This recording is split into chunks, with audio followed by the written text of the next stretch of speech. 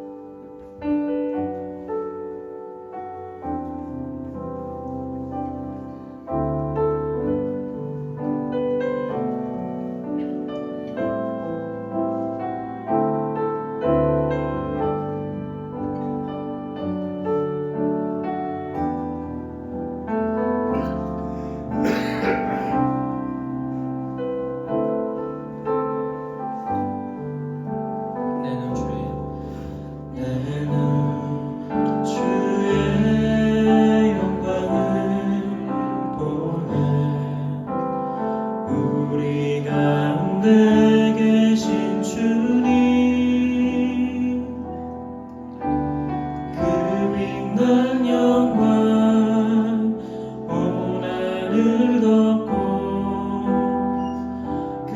찬송 온 땅 가득해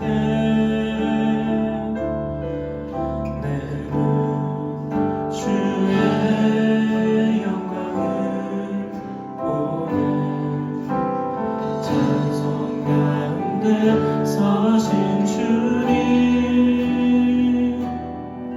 주님의 얼굴은 온 세상 향하네 권능의 팔을 드셨네 주의 영광 이곳에 가득해 우린 선의 주님과 함께 찬양하며 우리는 전진하리 모든 열방 주 볼 때까지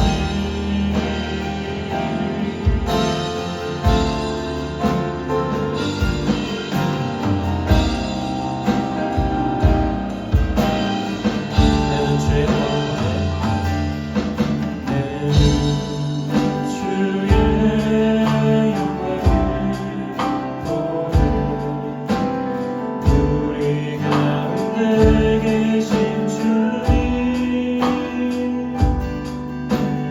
그 빛난 영광 보라를 넣고 그 찬송 온 땅 가득해 내는 주의 영광을 보네 찬송 가운데 서신 주님의 얼굴은 온 세상 향하네 권능의 팔을 드셨네 주의 영광 이곳에 가득해 우린 선의 주님과 함께 찬양하며 우리는 전진하리 모든 열방 주 볼 때까지 주의 영광 이곳에 가득해 우리 선의 주님과 함께 찬양하며 우리는 전진하리 모든 열방 주 볼 때까지 하늘 아버지 우리 새롭게 하사 열방 중에서 주를 섬기게 하소서 모든 나라 일어나 찬송 부르며 영광의 주님을 보게 하소서 주의 영광 이곳에 가득해 우린 선의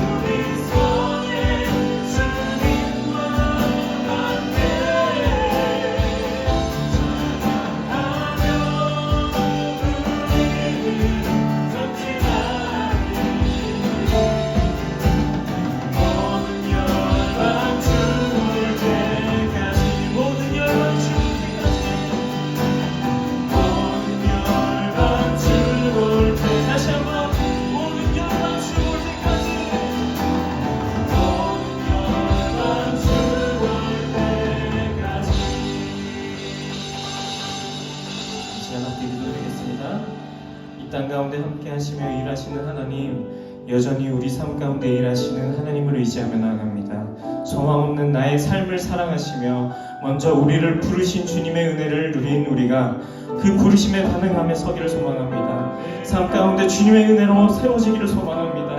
나의 삶을 모두 드리오니 오직 주님만을 바라보며 모든 땅이 하나님의 영광 보도록 우리를 사용하여 주시옵소서. 함께 주님의 이름 부르시며 기도드리겠습니다. 주여,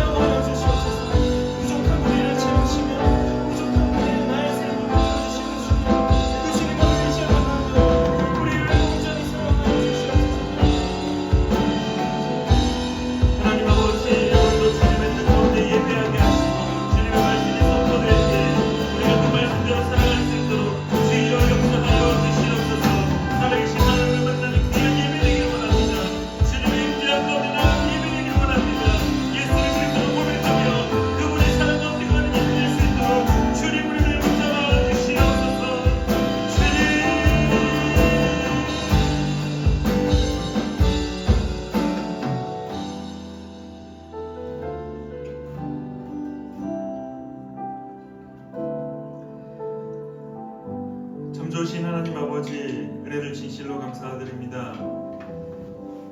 오늘도 주님의 전에 나와 함께 예배하는 우리 사랑하는 푸른나무교회 성도님들, 주님께서 기억하셔서 주님의 그 은혜를 더하여 주시옵소서. 날마다 살아계신 하나님을 만나게 하시고 날마다 살아계신 하나님의 그 손길을 경험하는 자 될 수 있도록 주님 붙잡아 주시옵소서. 삶의 많은 문제들을 가지고 있습니다. 때로는 그 문제들로 인하여 힘겨워하며 어떻게 해결해야 될지 몰라 이리저리 방황하고 있으며 또한 두 손 놓고 그냥 널브러져 있을 때도 있습니다. 하나님, 사랑하는 우리 푸른나무교회 성도님들, 그 많은 문제 가운데 하나님의 은혜가 함께하여 하나님께서 위로하시고 또한 격려하시고 버틸 수 있는 은혜를 또한 허락하시며 더 나아가 그 문제를 해결하시는 하나님의 은혜를 경험하는 자 될 수 있도록 주님 함께하여 주시옵소서.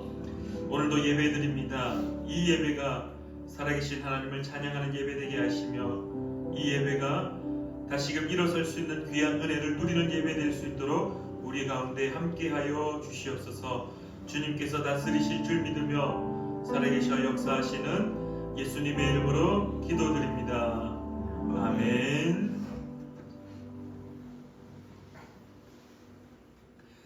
우리 성시교독 43번 시편 99편입니다. 성시교독 43번 시편 99편입니다.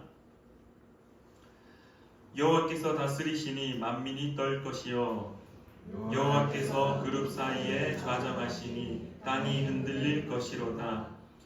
시온에 계시는 여호와는 위대하시고 모든 민족보다 높으시도다. 주의 크고 두려운 이름을 찬송할지니 그는 거룩하심이로다. 능력 있는 왕은 정의를 사랑하느니라. 주께서 공의를 견고하게 세우시고 주께서 야곱에게 정의와 공의를 행하시나이다. 너희는 여호와 우리 하나님을 높여 그의 발등상 앞에서 경배할지어다. 그는 거룩하시도다.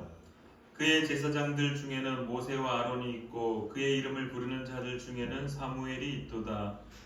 그들이 여호와께 간구하매 응답하셨도다.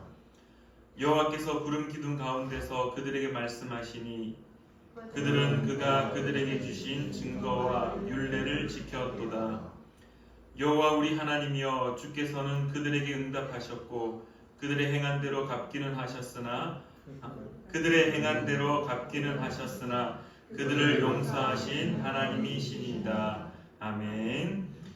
우리 시간에 사도신경으로 우리의 신앙을 하나님께 고백하겠습니다. 우리 화면을 보시며 함께 한 목소리로 고백하겠습니다. 나는 전능하신 아버지 하나님 천지의 창조주를 믿습니다. 나는 그의 유일하신 아들 우리 주 예수 그리스도를 믿습니다. 그는 성령으로 잉태되어 동정녀 마리아에게서 나시고 본디오 빌라도에게 고난을 받아 십자가에 못 박혀 죽으시고 장사된 지 사흘 만에 죽은 자 가운데서 다시 살아나셨으며 하늘에 오르시어 전능하신 아버지 하나님 우편에 앉아 계시다가 거기로부터 살아있는 자와 죽은 자를 심판하러 오십니다. 나는 성령을 믿으며 거룩한 공교회와 성도의 교제와 죄를 용서받는 것과 몸의 부활과 영생을 믿습니다. 아멘. 우리 시간에 찬송가 442장 우리 함께 찬양하겠습니다. 찬송가 442장입니다.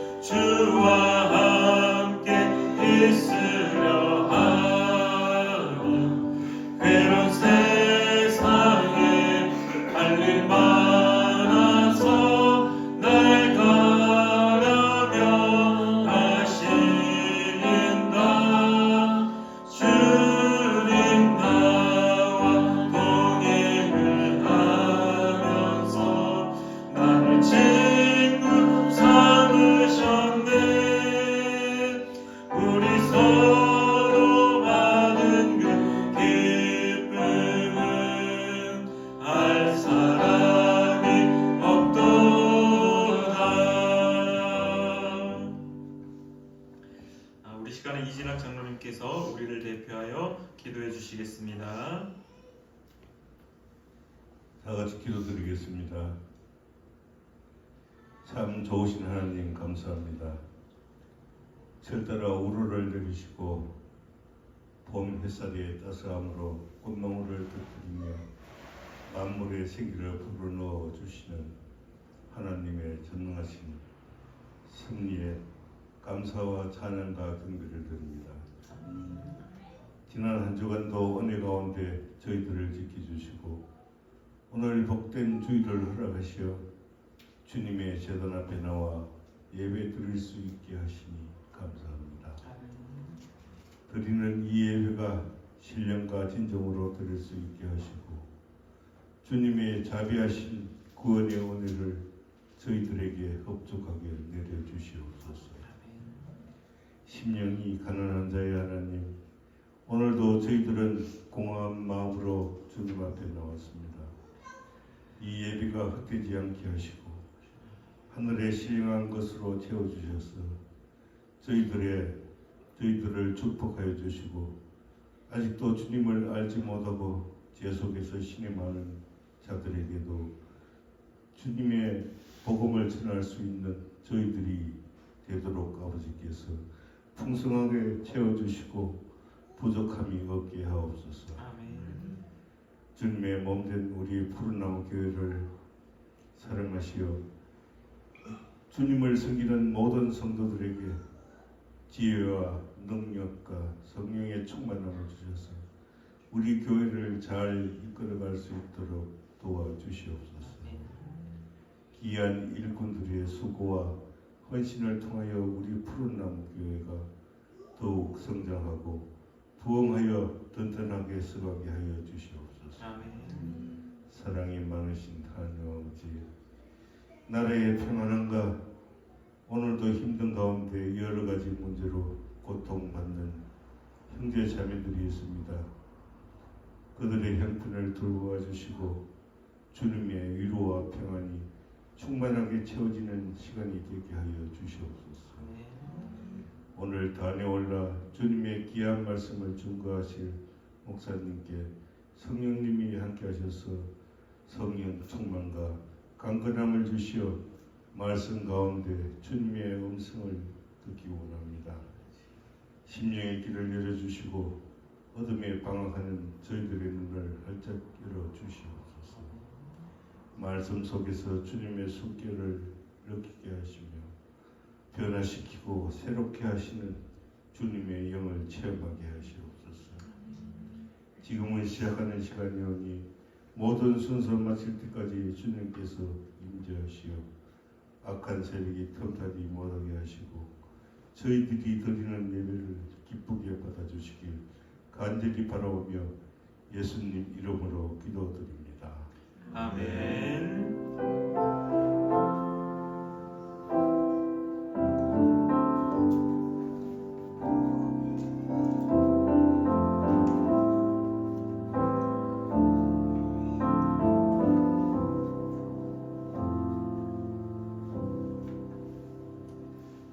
오늘 하나님 말씀은 누가복음 9장 28절부터 36절까지의 말씀입니다. 신약 성경 107페이지에 있습니다. 누가복음 9장 28절에서부터 36절까지입니다.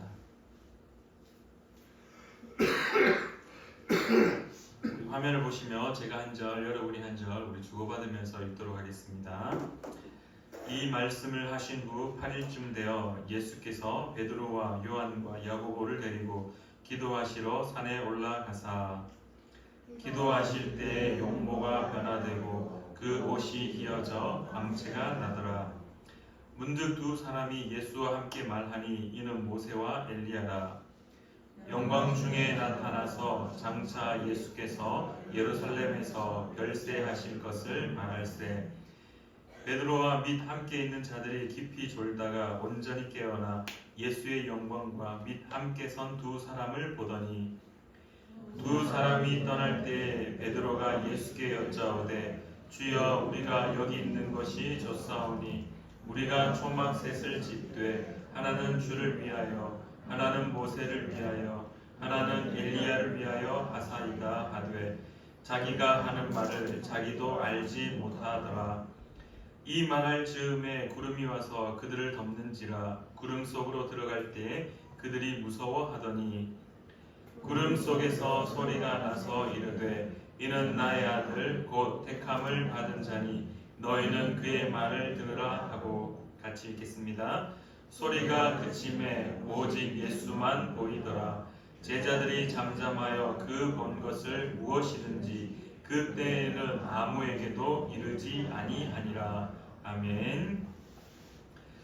제가 오늘 이 본문을 새한글 성경으로 한번 다시 읽어드리도록 하겠습니다. 새한글 성경입니다.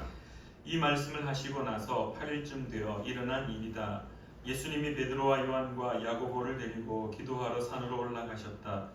예수님이 기도하고 계실 때 일어난 일이다. 예수님의 얼굴 모양이 달라졌고 예수님의 옷이 새하얗게 빛나고 있었다.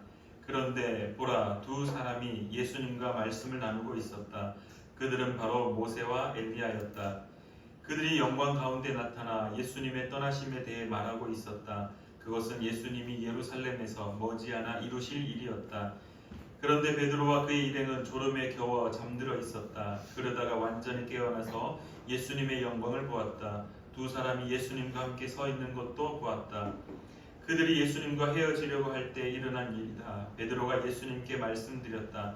스승님, 우리가 여기 있는 것이 좋습니다. 우리 천막을 세 채 마련하도록 하시지요. 한 채는 스승님을 위해, 한 채는 모세를 위해, 한 채는 엘리야를 위해서요. 베드로는 자기가 무슨 말을 하고 있는지 알지 못했다. 베드로가 이런 말을 하고 있을 때 구름이 나타나 그들을 뒤덮었다. 제자들은 구름 속으로 들어가자 두려웠다. 그런데 구름 속에서 소리가 났다. 이는 내 아들이다. 내가 그를 선택했다. 너희는 그의 말을 들으라. 이 소리가 났을 때 눈에 띈 것은 오직 예수님뿐이었다. 제자들은 아무 말도 하지 않았고 자기들이 본 것을 바로 그 당시에는 아무에게도 전혀 알리지 않았다. 아멘. 우리 함께 기도하고 함께 말씀 나누겠습니다.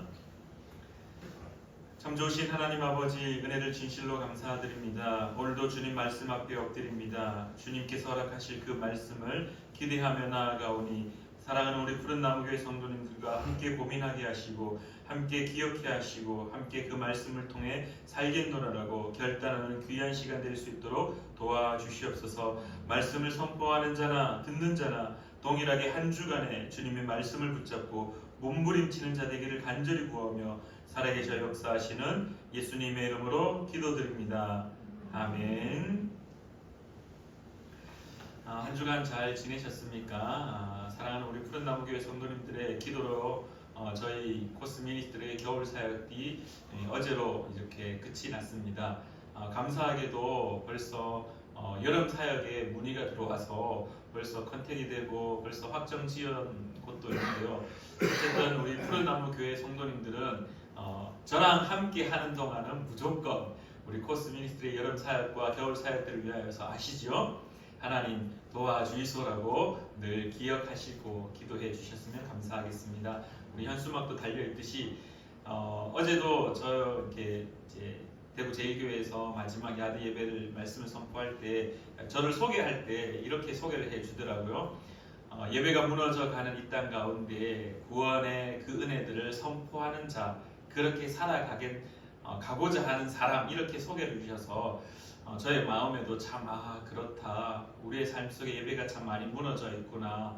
그 예배를 다시 회복하는 일에 앞장서고 또한 언제든지 잘 사는 것 그거 말고 물질의 풍요 이거 말고 삶이 좀 더 편리한 것 이거 말고 정말 구원이 무엇인지 그 구원의 은혜를 외치는 자, 그렇게 살아갈 수 있는 그러한 사람, 그렇게 되기를 소망하는 자, 저와 여러분이 그 일을 위하여서 함께 기도하는 사랑하는 우리 주님의 백성 되기를 간절히 축원합니다.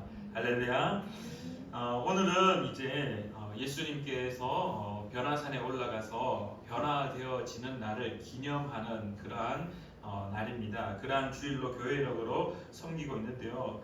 참고로 오는 3월 5일 이제 수요일부터 제 수요일로 시작하여서 사순절이 시작됩니다. 그래서 여러분들 우리의 마음속에 다시 한번 예수 그리스도의 그 십자가의 사건, 그 은혜들을 기억하고 내가 이 자리에 앉아 있는 것이 예수 그리스도께서의 죽음으로 말미암아 앉아 있다는 사실을 기억하는 저와 여러분 되기를 간절히 축원합니다. 오늘 말씀은 예수님이 변화되는 모습을 통해서 우리가 그 속에서 하나님의 말씀, 누가가 도대체 우리에게 무엇을 말하고자 하는지에 대해서 함께 좀 고민하는 시간을 가졌으면 합니다. 먼저 주어진 상황을 우리가 한번 살펴보면 예수님이 세 명의 제자들과 함께 변화산 그 산에 오르셔서 기도하러 올라가십니다. 그리고 기도하실 때 오늘 우리의 성경은 그렇게 표현합니다. 용모가 변하였다라고 표현하고 있습니다. 용모가 변하였고 그 옷이 휘어져 광채가 났다라고 성경은 말하고 있습니다.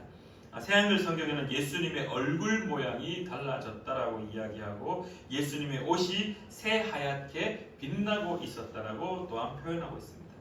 그리고 난 이후에 예수님이 모세와 엘리야와 대화를 하고 있었고요. 제자들이 잠결에 무슨 소리가 들렸나 봅니다. 그러다가 그 소리에 잠에서 깨어서 예수님이 모세와 엘리야와 대화하는 그 장면을 보고 황홀경에 빠지게 됩니다.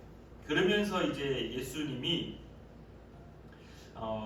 예수님과 제자들이 예수님을 향하여서 초막셋을 짓자라고 그렇게 이야기하고 그리고 난 이후에 호련히 구름이 덮여지게 되고 구름 속에서 하나님의 음성이 들립니다.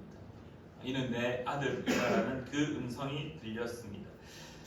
그러면서 이는 곧 택함을 받은 자다. 그리고 너희는 그의 말을 들으라라는 하나님의 음성이 있었고 그 소리가 그치자 눈에는 예수님만 보였으며 그 제자들은 주어진 상황들, 목격한 그 모든 상황들을 당시에는 아무에게도 그 말을 하지 않았다라고 하며 오늘 본문은 마침표를 찍게 되는데요. 이 본문 말씀을 우리가 보면서 의문점 드는 것이 있습니다. 왜 하필이면은 예수님이 모세와 엘리야와 대화를 하셨을까? 성경에 위대한 인물들이 참 많이 있습니다. 아브라함도 있고 어떻게 보면은 이 신앙의 출발점이었던 아브라함, 이삭도 있고 야곱도 있고 여수아도 있고 우리가 또한 성경 인물 중에 가장 많이 떠올릴 수 있는 인물로는 또 다윗이라는 인물도 있습니다. 솔로몬도 있고요. 수많은 사람들이 있고 그 중에 선지자 엘리야를 비롯하여서 엘리사를 비롯한 수많은 선지자들에 대한 메시지, 또 우리가 지난번에도 계속해서 나누었던 다니엘이라는 사람, 또한 에스겔, 느헤미야, 수많은 믿음의 선배들, 선지자들, 예언자들이 가득합니다. 근데 왜 하필이면 오늘 본문 말씀에 예수님이 대화를 나누었던 사람이 이 모세와 엘리야였을까? 여러분들 여기에 대해서 혹시 궁금증을 가지고 있지는 않으신가요? 왜 하필이면 모세였을까? 왜 하필이면 엘리야였을까? 많은 신학자들이, 많은 주석가들이 이야기하기를 왜 하필 모세와 엘리야였을까에 대한 대답을 성경에서는 정확하게 언급하고 있지는 않습니다.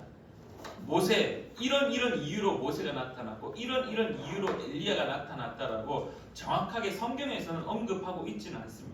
그러나 많은 신학자들이 성경을 통하여서 연구해 본 결과 아마도 이 모세와 엘리야는 하나님의 영광을 직접적으로 경험한 자들이었다는 사실에 공감을 하고 있다라는 겁니다. 첫 번째 모세가 등장할 수 있었던 이유를 대라면요, 아마 이 모세가 출애굽기 24장의 신의 산으로 부름받게 됩니다.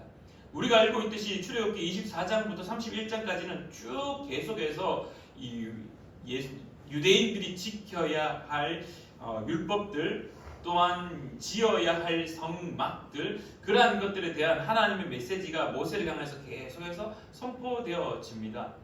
그리고 난 이후에 이 모세가 이 24장 들어서 31장에 보면은 하나님의 영광을 직접 경험하게 되고요. 또한 아론의 금송아지 사건이 있습니다. 40일 동안 시내 산에 있었던 모세, 내려오지 않는 모세 때문에 이스라엘 백성들은 옛적에 있었던 그 애굽 땅에 있었던 그 신의 형상을 이 금으로 만들게 되고, 그래서 그 금송아지를 섬기게 되고 그 앞에 춤추게 되는 모습들, 이로 인하여서 시내산에서 내려왔던 모세가 어떻게 합니까? 거기에 대해서 분노하게 되고 두 돌판, 하나님께서 친히 기록해 주셨던 그 두 돌판을 던져서 깨트리게 됩니다. 그러면서 이 며칠이 지난 이후에 다시 하나님이 모세를 산으로 부릅니다. 모세야, 다시 올라와라. 그러고 난 이후에 모세가 하나님의 산에, 신의 산에 다시 올라가서 그때는 자기가 직접 두 돌판에다가 하나님의 그 십계명을 기록하게 됩니다.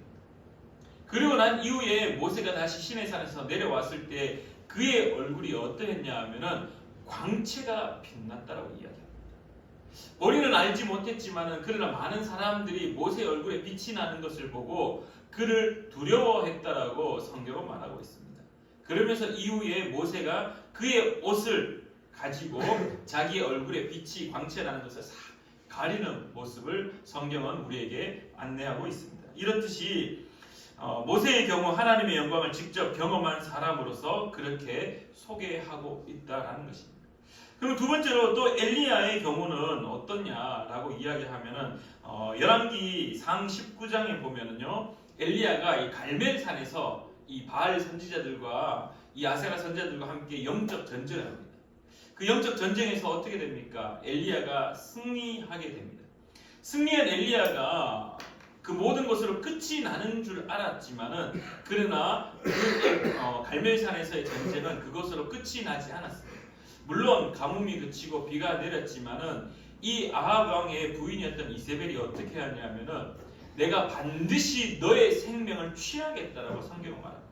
다시 말하면은 이 엘리야의 목숨을 이세벨이 죽여서 내가 그것을 취하겠다라고 선언을 해버립니다.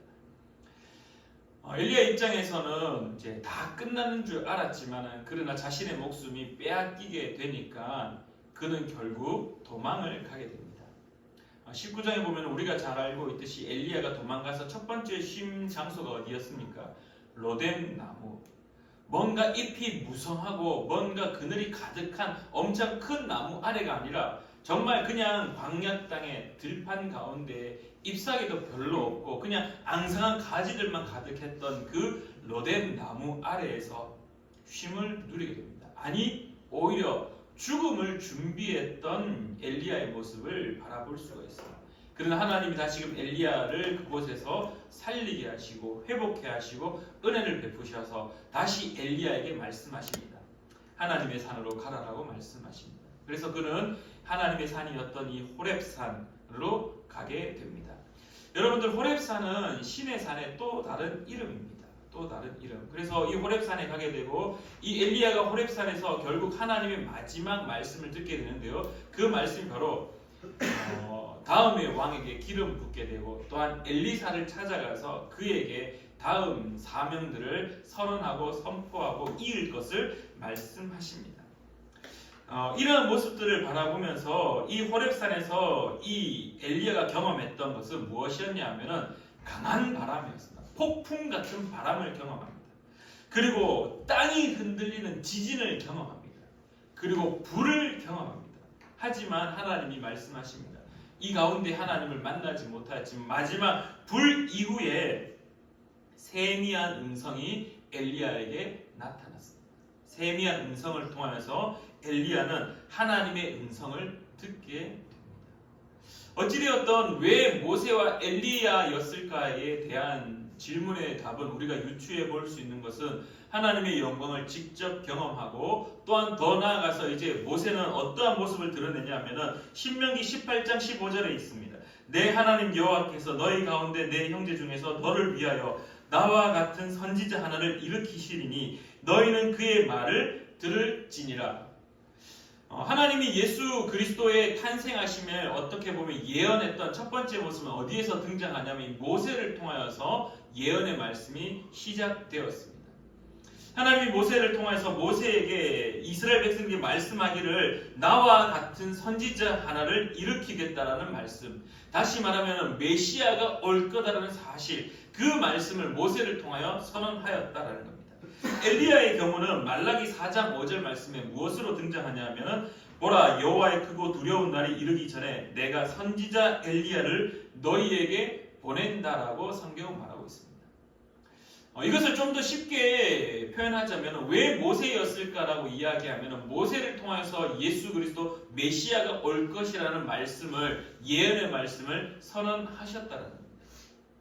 그러면 왜 또 엘리야일까라는 질문 앞에서는 말라기의 말씀처럼 다시 오실 그 예수 그리스도 메시아 오실 메시아에 대한 길을 예비하는 자로 엘리야가 올 거다라는 그 선언들, 결국 모세와 엘리야가 있었던 이유는 예수님이 메시아라는 사실을 그대로 드러내기 위하여서 성경에 많은 인물이 있었지만 누가는 모세를 통하여서 메시아, 예수님이 메시아라는 것을 드러내고 있었고 또한 누가는 이 엘리야를 통하여서 예수님이 오실 것을 예비하는 자, 그래서 예수님이 메시아라는 사실을 계속해서 선언하고 있다라는 것입니다.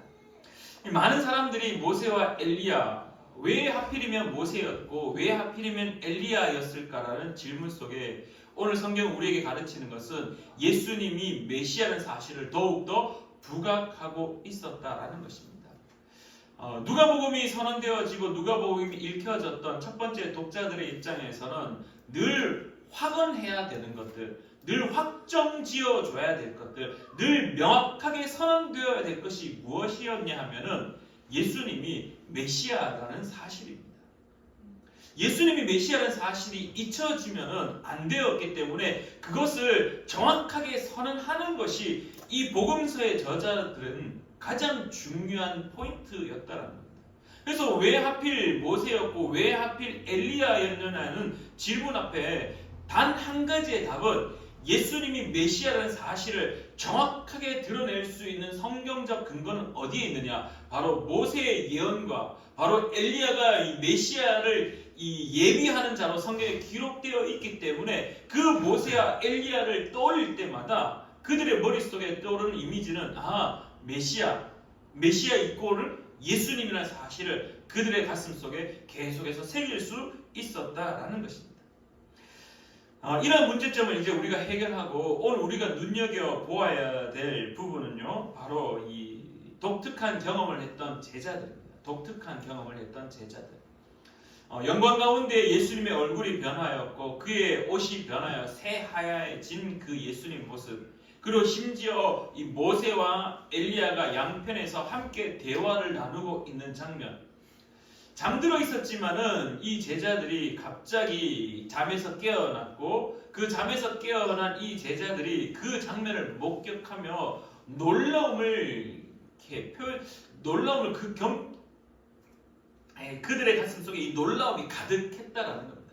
그래서 이 놀라움 속에 그들의 입술에, 특별히 베드로의 입술의 고백이 무엇이냐 하면은, 예수님, 선생님, 우리가 초막셋을 지어서 하나는 예수님을 위하여서, 하나는 모세를 위하여서, 하나는 엘리야를 위하여서 초막셋을 지어서 여기 머물면 참 좋겠습니다. 여기가 좋사오니라고 그렇게 고백하고 있습니다. 어떻게 본다라면은 이 고백은 너무나 긍정적이고 너무나 좋은 표현일 수 있습니다. 당시에 이 고대 근동 지역에 어떤 중요한 사람, 어떤 좀 존귀한 사람, 손님으로 왔을 때 너무나 귀한 분이 오셨을 때는 그들을 위하여서 집을 짓는 보금자리, 쉼을 제공할 수 있는 자리를 이렇게 제공하는 것이 그 당시에 그들에게 있어서는 예의였고 최선의 환대하는 것, 최고로 대접하는 것이 이 보금자리를 준비해 주는 것이었다라고 말하고 있습니다. 그러한 모습으로 봤을 때 이 베드로의 모습은 어떻게 본다면 너무나 중요하고 너무나 참 예의 바르고 너무나 공손한 그런 모습이었습니다. 근데 오늘 성경 속에 우리에게 한 가지 힌트 주는 것이 있는데요. 예수님을 목격하고 그리고 초막셋을 짓자라고 했던 그 베드로의 이 33절 말씀 제일 마지막에 이런 것이 있습니다. 하나는 모세를 위하여 하나는 엘리야를 위하여 하사이다 하되 자기가 하는 말을 자기도 알지 못하더라라는 말씀이 기록되어 있습니다. 이 독특한 경험을 하게 된 제자들, 놀라운 현장을 목격했던 제자들, 근데 이 초막을 짓자라고 했던 이 의미를 이 베드로는 정확하게 인지하지 못한 상태였습니다. 여기서 초막을 우리가 한번 고민해 보고자 하는데, 이 초막은 이 헬라어로 스케나스라는 말인데요. 이 스케나스라는 말을 좀 더 풀어서 번역을 하면 이렇게 됩니다. 그늘을 만들고 안주를 하는 것. 그러니까 쉼의 자리를 제공하고 그리고 그곳에 여전히 머물러 있는 것, 그럴 수 있는 장소, 이게 이제 초막이라는 건데, 다시 말해 초막을 짓자는 것은 어떻게 보면 너무나 복된 순간처럼 보이지만은 그러나 이 모든 것을 간직하고 유지하고자 하는 것, 그 상태로 안주하고자 하는 것, 초막셋을 짓는 것, 집을 짓는다는 것은 더 이상 어떠한 새로운 것을 하는 것이 아니라 그 자리에 머물러 있는 것이라는 것이 그 초막셋을 짓는 것에 대한 의미라는 것입니다. 그러나 여러분들 잘 한번 생각해 보십시오. 이 성경에서 말하고 있는 것, 그 다음에 예수님의 사역을 통하여서 바라볼 때 예수님의 사역과 초막을 셋을 짓고 안주하는 것은 늘 부딪히는 것이었습니다. 그렇지 않습니까? 성경을 통해서 우리가 바라볼 때 안주하는 것, 그 자리에 머물러 있는 것은 결코 그렇게 긍정적인 표현들이 아니었습니다. 늘 성경은 우리에게 새로운 것으로 계속해서 나아가라라고 성경은 말하고 있습니다. 첫 번째, 우리 머릿속에 떠오르는 안주하지 않는 것은 어디에 있습니까? 바로 아브라함을 떠올릴 수 있습니다. 창세기 12장에 아브라함을 향하여 하나님이 말씀하십니다. 어떻게 말합니까? 본토, 친척, 아버지의 집, 아비의 집을 어떻게 합니까? 떠나라고 이야기합니다. 안주할 수 있는 장소, 그냥 편안하게 누릴 수 있는 장소에 머물러라라고 말하는 것이 아니라 그곳에서 떠나라고 이야기합니다. 하나님이 명령하신 곳으로 떠나라고 이야기합니다. 항상 성경은 안주하기를 바라지 않습니다. 새로운 것을 향하여서 몸부림치라라고 이야기합니다. 어떻게 보면 오늘 이 베드로가 말했던 것, 하나님의 영광이 가득한 상황을 목격하고 그 영광이 가득한 곳에 이곳이 좋사오니 여기 머물기 위하여 초막셋을 짓는 것, 어떻게 보면 너무나 당연한 것처럼 보이지만은, 그러나 오늘 성경은 우리에게 힌트 주기를 자기가 하는 말을 자기도 알지 못한다라고 성경은 말하고 있습니다. 그 말은 이것 잘못된 것이라고 이야기합니다. 그럼 도대체 무엇이 바른 것인가? 무엇이 바른 것인가? 오늘 저와 여러분이 기억해야 될 것은 예수님이 영광의 모습으로 변화되었을 때 제자들의 모습을 누가가 말하며 정말 누가가 말하고 싶은 것이 무엇이냐? 정말 그 영광스러운 모습으로 변화된 예수님과 영광이 가득한 그리스도의 삶이 그냥 초막셋을 짓고 안주하기를 원하는 것인가? 라는 질문 앞에 누가는 아니다라고 선언하고 있습니다. 왜? 베드로가 그렇게 얘기했지만 베드로가 자신이 이야기하는 것에 도대체 그가 하는 말을 자기도 알지 못했다라고 누가가 기록하고 있다라는 겁니다. 오늘 우리 성경은 안주하는 것에 대해서 늘 부정적으로 고백하고 있습니다. 예수님은 만약 영광 가운데 머물러 계셔야만 하는 분이 아니셨습니다. 오늘 성경은 이렇게 말하고 있습니다. 31절에 영광 중에 나타나서 장차 예수께서 예루살렘에서 별세하실 것을 말할세. 이미 누가는 무엇을 선언하고 있었냐 하면 예수님이 이제 예루살렘 성전으로 올라가서 죽어야 한다. 요한복음의 말씀에 따라 한 알의 밀알이 땅에 떨어져 죽어야만이 많은 생명을 다시금 일으킬 수 있는 많은 열매를 맺을 수 있는 그 현장으로 예수님은 직접 걸어가셔야 되고 나아가셔야 된다는 것을 누가는 말하고 있음에도 불구하고 베드로를 통하여서 안주하고자 그곳에 그냥 머물러 있고자 예수님 안 죽어도 됩니다. 아니 예수님 죽는 것이 아니라 그냥 우리가 이렇게 여기가 좋사오니 영광 가운데 그냥 머물러서 안주하기를 원하는 모습.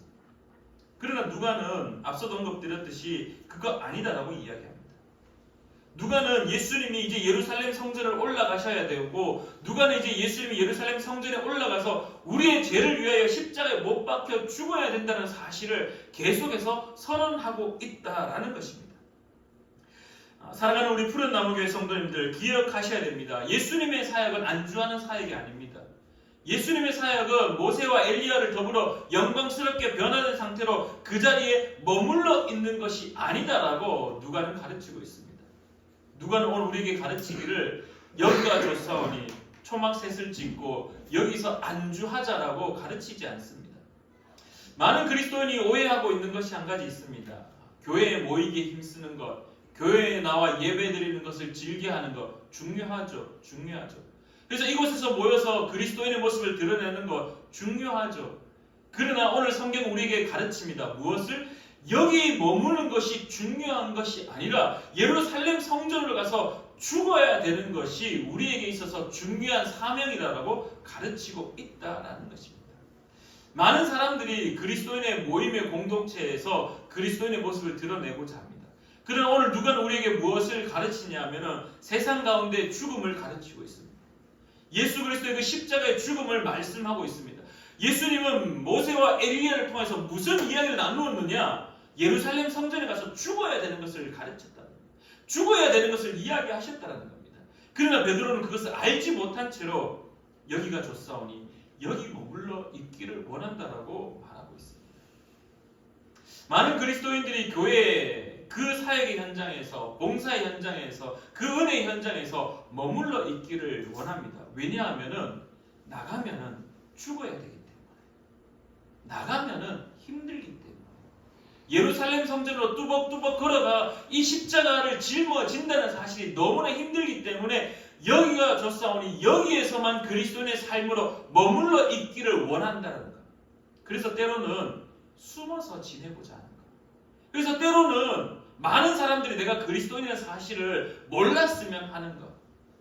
때로는 그냥 아무도 모른 채 그냥 교회의 일만, 이곳에서의 모임만 중요하게 여기고, 이곳에서의 모임만 최고다고 여기고, 이곳에서의 모임만 모두 전부다라고 이야기하는 그리스도인. 그러나 오늘 누가는 우리에게 가르칩니다. 그거 베드로도 심지어 자기가 알지 못한 채 말하는 거야. 그거 아니야. 잘 기억해야 돼. 오늘 성경은 우리에게 이렇게 이야기합니다. 36절입니다. 소리가 그침에 오직 예수만 보이더라. 베드로가 말했던 것 아무것도 없다라는 겁니다. 예수만 보였다라고 성경은 말합니다. 예수님이 무엇 하셨습니까? 오늘 31절의 말씀처럼 그냥 묵묵히 뚜벅뚜벅 안주할 수 있었지만은 그의 가셔야 할 길, 십자가의 길, 그 예루살렘 성전으로 올라가야만 되는 길, 죽는다는 사실을 알고 있었지만은 아니 죽어야 많은 열매를 맺는다는 사실이 그의 삶 속에 가슴에 깊이 새겨져 있었기 때문에 죽음의 두려움을 이겨서 많은 열매 맺기 위하여 예루살렘 성전으로 뚜벅뚜벅 걸어가셨던 예수 그리스도. 그래서 누가는 우리에게 가르칩니다. 오직 예수만 보였다. 사랑하는 우리 푸른 나무 교회 성도님들, 기억하시기를 바랍니다. 초막셋을 짓는 그러한 베드로의 모습 그거 아니다라고 성경은 말합니다. 우리가 생활을 해야 되고 우리가 빛을 발해야 될 장소는 교회의 공동체가 아니라 세상이다라고 이야기합니다.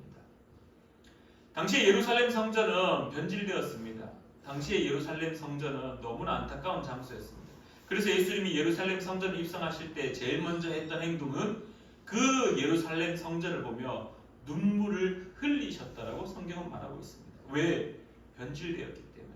그래서 어떻게 고백합니까? 기도하는 집을, 만민이 기도하는 집을 무엇으로 바꾸었다라고요? 도둑의 소굴로 바꾸었다. 심지어 대제사장들과 서기관들과 바리새인들, 그렇게 열심히 있는 유대인들의 삶의 핵심이었던 예루살렘이 변질되어 예수님은 그곳을 향하여서 뚜벅뚜벅 걸어가셨다는 사실, 죽는다는 사실을 알고 계셨지만은 그곳을 향하여 뚜벅뚜벅 걸어가셨다는 사실을 오늘 성경은 우리에게 가르치고 있습니다. 요한복음 12장 24절 말씀처럼 한 알의 밀이 땅에 떨어져 썩고 죽어야만이 많은 열매를 맺는다는 사실. 그 땅은 어디냐? 여기가 아닙니다. 교회가 아닙니다. 그 떨어져 죽어야 될 곳은 세상이라는 사실입니다. 사랑하는 우리 푸른나무교회 성도님들, 여기가 좋사오니 여기서 초막셋을 짓고 여기서 하나는 모세를 위하여, 하나는 엘리야를 위하여, 하나는 예수님을 위하여 하나님의 영광이 가득한 이곳에서 안주하기를 원하신다라면 잘못되었습니다. 우리는 그 영광을 목격한 이후에 이제 예수님이 변질되고 타락했던 예루살렘으로 죽을 것을 알고 걸어가셨던 것처럼 여러분이 살고 있는 그 현장 가운데 걸어가시기를 간절히 축원합니다. 그 현장은 죽음이 있는 땅입니다. 그 현장은 아픔이 있는 곳입니다. 그 현장은 고통이 있습니다. 그러나 요한복음 12장 24절 말씀처럼 하늘의 밀이 땅에 떨어져 많은 열매를 맺는 것, 예수 그리스도께서 그렇게 하셔서 오늘 우리가 이렇게 믿음의 자리에 서 있는 것, 이제 누가가 우리에게 이 본문을 통해서 가르치는 것, 너희들도 그렇게 해야 된다. 예수를 믿었다고 해서, 영광을 목격했다고 해서, 예수를 그리스도 영접하여 그 영광 가운데 거한다고 해서 그것에 안주하는 것, 그거 아니야. 그거 아니야. 예수님이 걸어가셨던 그 십자가의 길을 묵묵히 예루살렘 성전을 향하여 예수만 바라보고 걸어가라라고 오늘 우리에게 가르치고 있습니다. 사랑하는 우리 성도님들, 여기 있는 거 참 좋죠. 많은 고민하지 않아도 되고 예배만 드리면 되고 이곳에서 예수님과 함께 그냥 기분 좋게 예수님의 영광 가운데 머물러 있는 거 참 좋죠. 그러나 우리의 현실과 우리가 직접 살아가야 될 땅은 이곳뿐만 아니라 이제 넘어서서 저 성전의 문을 열고 세상 가운데 나아가 세상의 빛이 되고 세상의 소금이 되고 세상에서 살려고 몸부림치는 것이 아니라 오히려 죽을 때에 여러분들을 통하여서 많은 열매가 맺힌다는 사실을 기억하는 저와 여러분 되어 세상 가운데 많은 것을 누리기 위하여 누구의 것을 빼앗는 것이 아니라 오히려 손해볼지라도, 오히려 빼앗길지라도, 오히려 죽을지라도 나의 죽음 때문에 오히려 더 많은 열매가 맺힌다는 사실을 기억하는 저와 여러분 되기를 간절히 축원합니다. 기도하겠습니다. 참 좋으신 하나님 아버지, 참 많은 사람들이 교회 가운데 나아가는 것을 즐거워합니다. 교회에서 예배드리는 것이 참 기쁩니다. 교회에서 예수님의 그 영광 가운데 머물러 있는 것을 참 즐겁게 여깁니다. 오늘 우리 사랑하는 우리 푸른나무교회 성도님들도 이 성전에 나와 예배하는 것이 너무나 귀하고 너무나 기쁘고 너무나 복되다라고 고백합니다. 그러나 하나님 아버지, 여기에 초막셋을 짓고 여기에 그늘을 만들고 여기에서 편안하게 안주하는 그러한 모습이 나타나지 않도록 도와주시옵소서. 이제 그 안주하는 자의 모습이 아니라 오히려 교회의 문을 열고 세상 가운데 나아가 그곳에서 죽을지라도, 아니 죽는 것을 기대하며 나의 죽음을 통하여서 더 많은 열매 맺는 사랑하는 주님의 백성 될 수 있도록 도와주시옵소서. 예수님이 이 땅 가운데 오셔서 죽으셨기에 오늘 우리를 통한 많은 열매들을 바라보고 있습니다. 이제 우리가 그 일에 앞장서는 자 될 수 있도록, 힘들지만 아픔이 있겠지만 죽어야 하지만 그러나 그 죽음 뒤에 많은 열매가 있다는 사실을 예수님이 보여주셨고 오늘 우리가 경험하고 있사오니 그 길을 또한 따라 묵묵히 걸어가는 자 될 수 있도록 도와주시옵소서. 함께하여 주심에 감사드리며 예수님의 이름으로 기도드립니다. 아멘. 우리 시간에 선한 능력으로 함께 고백하심으로 우리 준비한 예물 하나님께 올려드리겠습니다.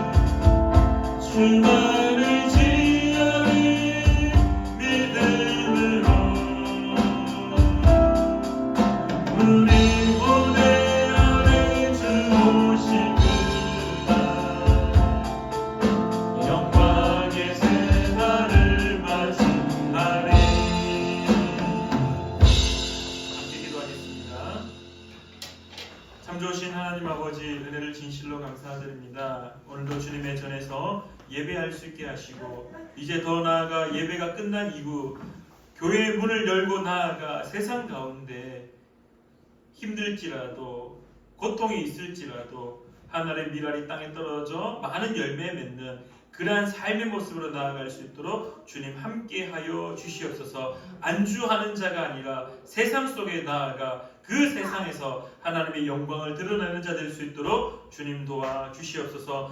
오늘도 주님 앞에 감사함으로 나아갑니다. 주님께서 허락하셨기에 주님의 것으로 여기며 주님의 것이기에 또한 다시금 주님 앞에 예물 올려드립니다. 11조 예물을 올려드리며 감사 예물을 올려드리며 선교 예물을 올려드리며 주정헌금을 주님 앞에 올려드리오니 드리는 손길마다 주님께서 기억하셔서 물질로 인하여 힘들지 않도록 늘 만나의 은혜를 허락하시고 일용할 양식을 허락하여 주시옵소서. 주님의 은혜가 넘치는 사랑하는 우리 푸른나무 교회 되기를 간절히 구하며 또한 사랑하는 우리 조창현 목사님과 사랑하는 권호영 목사님 그들의 선교 사역 가운데에도 늘 함께하여 주시옵소서.